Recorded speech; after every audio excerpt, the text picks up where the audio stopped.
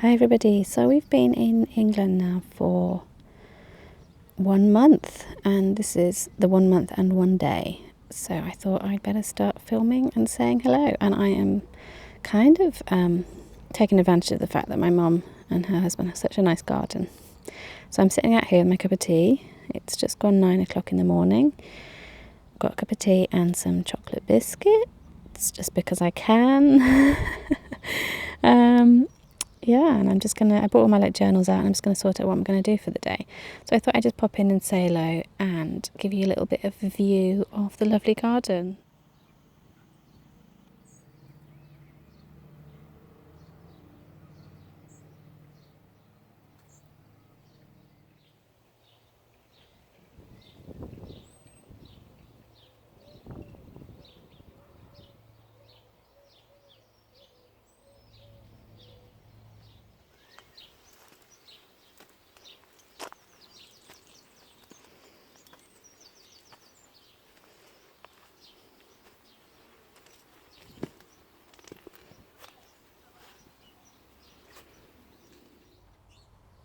So I brought my bag out with me. This is my sort of random grab things and throw in it bag.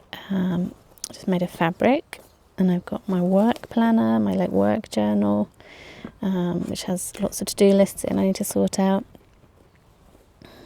What else have I got? My pencil case and my weeks, which is my sort of everyday life sorting out thing. And then just my phone in there, so that's not so interesting. So I'm just going to sit here and go through what I need to do this week, really. So I've got to sort my life out, and I want to get cracking on with all my Patreon things. So I'm going to go through that at some point. I just thought I'd show you my top tabs because I like a good set of tabs. Thought you might like to see those. It's like YouTube, Patreon, goals and focus, Etsy, write about and to do. I'm probably going to go through this with my Patreons in a video, especially for them, like how I'm using this and all that. I'll share a flip through of it. But yeah, just going to get on with a bit of planning, and I will be back later to show you what else I've been up to. So back in the house, and I'm in the little space that I've been allocated to work in very kindly by my mum and stepdad. And I know it's not like the most glamorous of studio spaces. I know most studio vloggers have, well, not most, but a lot of studio vloggers have the most gorgeous little setups. But as you know, I moved from Japan to the UK. I'm not apologising. I'm not making excuses. I'm just explaining that this is going to be a bit of a work in process. So I've started out on this little desk, which, well, it's a table from IKEA, which my mum covered in PVC plastic fabric at one point, which is really, really practical. It's a really good top tip for any art or craft table, is to buy, I think they usually sell it for tablecloths, but you can buy it in big sheets on the roll. And if you stretch it over the top of an IKEA table or just a plain wooden table, and I hadn't checked how she's fixed it underneath. I mean, I've done it before and I just used staples, but it'd have to be really, really strong staples. But you can use the sort of tacks you would use in upholstery, I think, to kind of fix it underneath. So yeah, I'm sort of sorting myself out. I'm getting all my things ready to try and get down, settle down to do some work. So I brought as many art supplies as I could over from Japan. I don't have everything, and there are gaps now where I'm thinking, oh, I wish I bought mine, blah blah blah.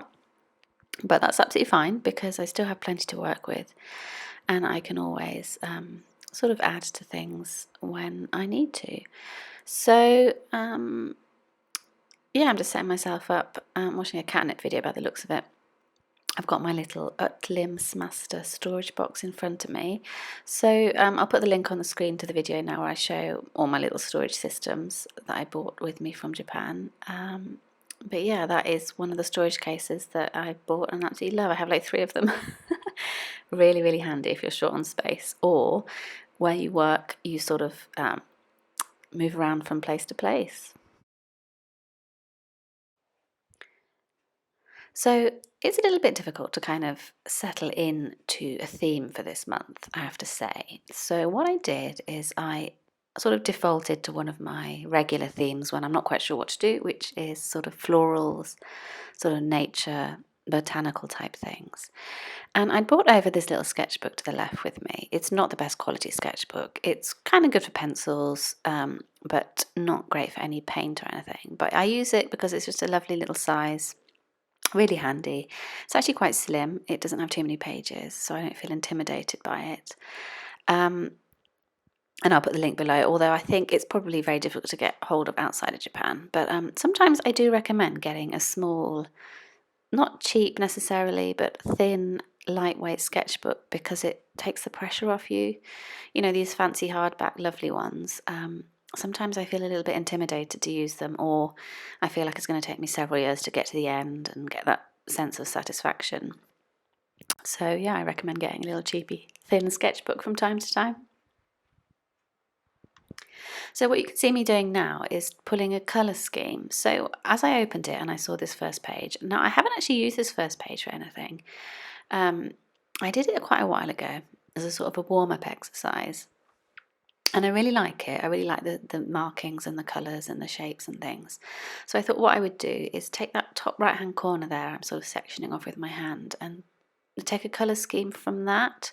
So I'm going through my Tombow Irojiten pencils and sort of making a palette up from that corner of that page. So, because I figured that corner's got nice and sort of springy and colourful and cheerful. And the reason I use my Tombow Irojiten pencils to make colour schemes quite often is because I have a lot of colours in that set. So it's kind of the easiest way for me to very quickly put together a colour palette using those pencils, and I really enjoy using them. So now I've got the basis of a colour palette down using my pencils. I decide to kind of grab some paints to work with because I really enjoy working with watercolour as a sort of a base and then doing the detail with pencils over the top. So I grabbed my little set of Japanese watercolours. Now this is the brand, as far as I know, I think it's called Kissho. And I have tried to find a useful link for non-Japanese speakers before and not done very well, but I will have another go. And I'll put the details down below. But there is another brand, I think, which is slightly more widely available, but so do have a look out for them. There is a slight difference between, I suppose, Western style watercolours and Japanese ones. I mean, fundamentally, they're exactly the same. They work with water and they're translucent. They just feel slightly different. I don't know exactly why. I'm sure there's a very useful YouTube video somewhere explaining the difference, but they're really fun to work with because the colour rate is slightly different, I would say. I think you're more likely to find some of the more traditional Japanese colours in the Japanese colour sets, like the ones that were used traditionally, more widely in their paintings and things. So that's very interesting. So what I did, I just went through the palette and I just randomly picked ones which looked like they might match my colour scheme from the inside of the lid, because it very usefully has a little guide to the colours on the inside of the top lid, which is amazing because actually for my other watercolour set I haven't got a clue what all my colours are called because I didn't write it down when I took them out of the packaging. So these Japanese paints are great for people like me who are a bit sort of haphazard with packaging, and now you can see what all your colours are called. Really, really useful. So for some reason, every single colour I try is exactly how I want it in my colour palette. So I've managed to choose a lot of colours that I can take straight out of this Japanese watercolour set. I think the only one I have to mix up a little bit is that red at the top right. Just adding a little bit of yellow into it. And yeah, otherwise, every colour I needed was already there, already made up for me. So that was handy. So I really enjoy making these little colour palette cards. They kind of keep me on track. Really good for reference, because quite often if you're mixing watercolours to make a new colour that you want, you tend to run out of the ink, you run out of the paint on your palette, and then you have to remix it. So it's really good to have like a reference sort of sheet to make sure you stuck to the right colours. I also scan my actual palette in the computer, so that when I'm working digitally, I can actually just pick up the colours with the dropper on Photoshop. And also I just like having them. I just enjoy making them. So I always make a little colour palette strip. And I think actually this month I provided that on one of the Patreon sheets, because I don't know about anyone else, but I really enjoy sticking my palettes into my journals. So I think I provided that on the studio support sheet this month for the month of May. Now what I'm doing is I'm taking the little palettes out. That's another handy thing about these sets, is all the little paint pots are loose, so you can actually take them out if you want to. So I can then put the box away while I'm working on those 6 colours.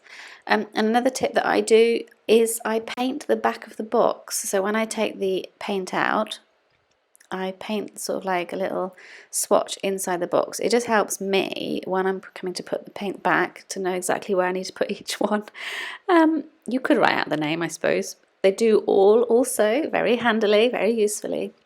On the back of the little palettes of paint, the little pots of paint, they actually have the name and the the colour number reference written on the back. But yeah, I like to just colour in the back of the box. It just makes it easier to pop them back in when it's time for tidying away. So I'm afraid I don't actually film any footage of me drawing. I think partly that's sort of being self-conscious, having not done it for such a while. I haven't done much filming for a while. Partly also because I get my head right over the page when I draw, as you know. But I basically produce, I'd say, about 3 sheets of doodles. So that's the original piece there that you'd seen.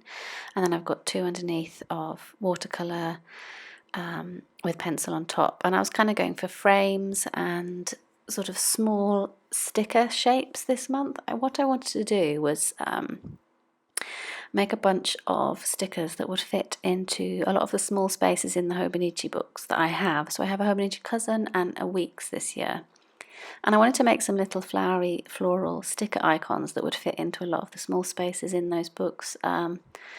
So that's what I did. I didn't go for anything ambitious in terms of the actual designs. I just decided to make lots of little nice stickery icons this month.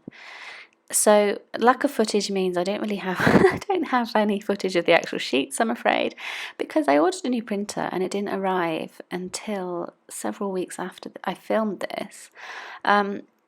So I wasn't actually able to print off my own sticker sheets for quite a while, but once I did, I shared those on Instagram. So I'm just going to share those pictures with you again now in case you missed them. If you're not following me on Instagram, it's emily.carrier. You have to put the dot in. But yeah, so this is what I ended up making for Patreon for the rest of this month in May. Yeah, and I'm really enjoying using them. I've actually probably used most of them already.